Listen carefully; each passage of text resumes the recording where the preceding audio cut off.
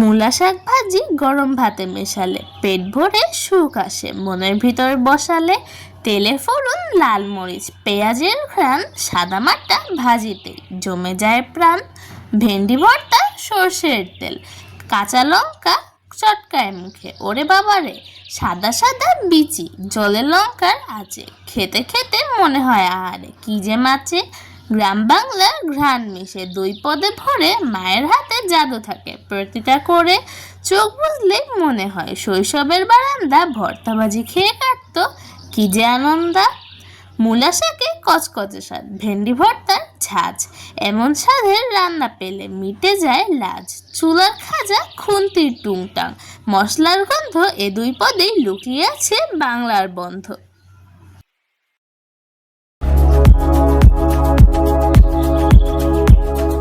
আসসালামু আলাইকুম, কেমন আছো তোমরা সবাই? আশা করি সবাই অনেক ভালো আছো। কাছে কিংবা দূরে যে যেখান থেকে আমার এই ভিডিওটি দেখছো, সবাইকে হাঙ্গমের পক্ষ থেকে অনেক অনেক শুভেচ্ছা।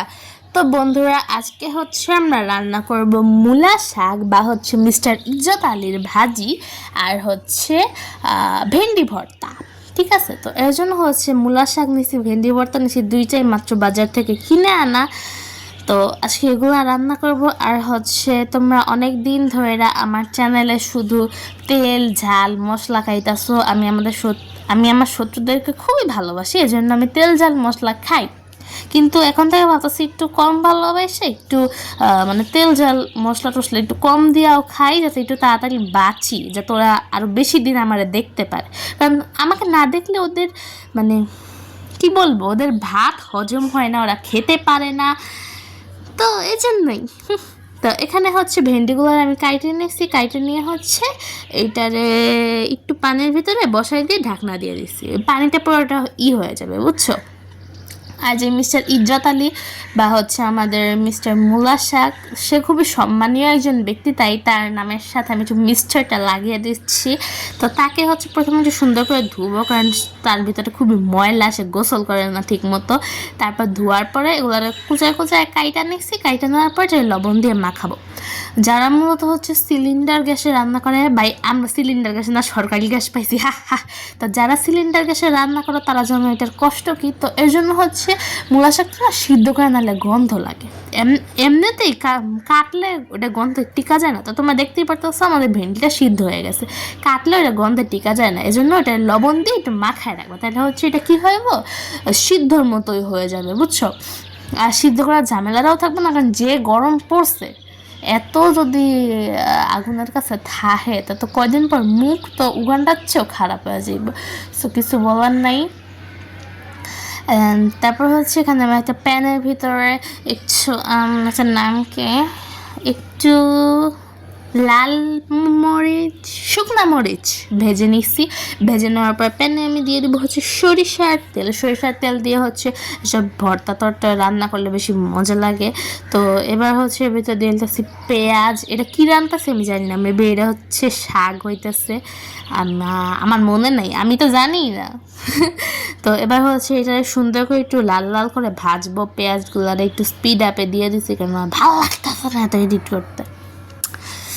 তো যেটা বলতেছিলাম, তোমরা সবাই যেন, আমি প্রথমেই তো বললাম আমি আমার সত্যটাকে খুবই ভালোবাসি, তাদের জন্য আমি প্রতিদিন তেল খাই, অনেক বেশি করে খাই। তো আজকে ভাবলাম একটু কম খাই, কারণ আমার একটু বেশি দিন বাঁচতে হবে, তো যাতে তারা সবসময় আমাকে নিয়ে পরনিন্দা ও পরচর্চা করতে পারে, রাইট? তো এবার পেঁয়াজগুলোর একটা প্লেটে উঠায় নিছি। তারপর যে তেল ছিল ওই তেলের ভিতরে আরেকটু তেল দিয়ে দিতেছি।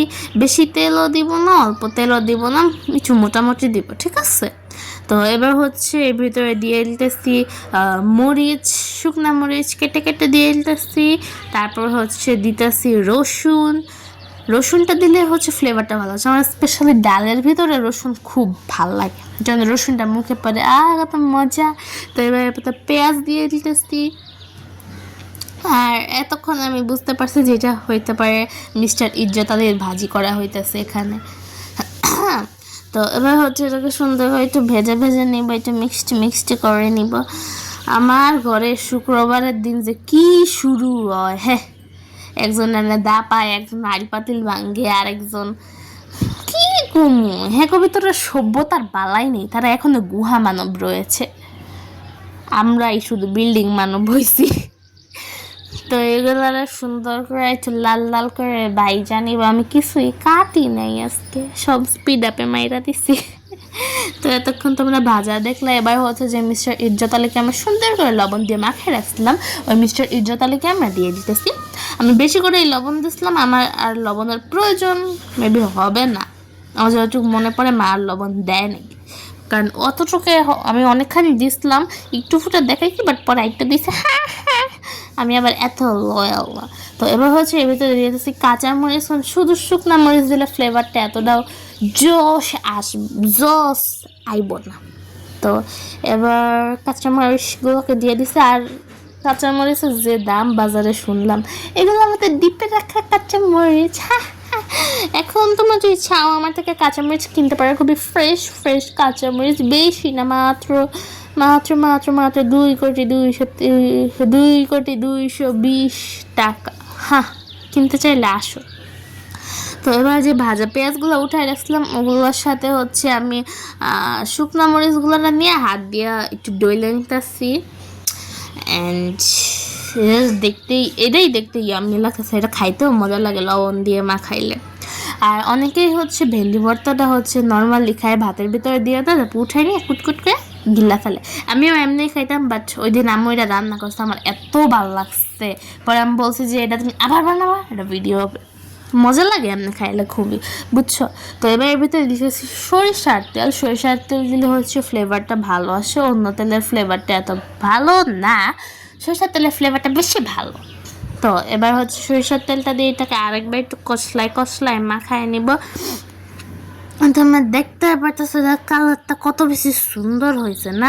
তো এবার হচ্ছে এর ভিতরে আমরা যে ভেন্ডিগুলো সিদ্ধ করছিলাম ওগুলা দিয়ে দিব। তোমরা দেখতে পারতেছো ভেন্ডিগুলো সিদ্ধ হয়ে না যে পানিগুলোর সাথে পুরো মিশে গেছে, পানিগুলো আর নাই।